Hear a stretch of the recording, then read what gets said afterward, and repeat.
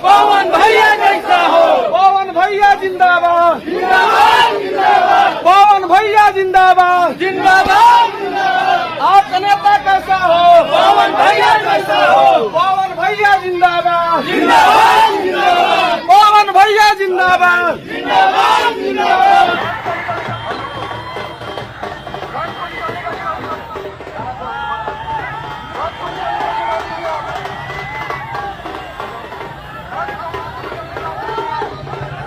जैसे कि आप लोगों ने देख रहे हैं दोस्तों, पवन सिंह का पत्नी ज्योति सिंह ने पूरा इलेक्शन का जोर से लगा हुआ है और साथ में खेसारी भैया भी आज निकले हैं पूरे बिहार में प्रचार के लिए।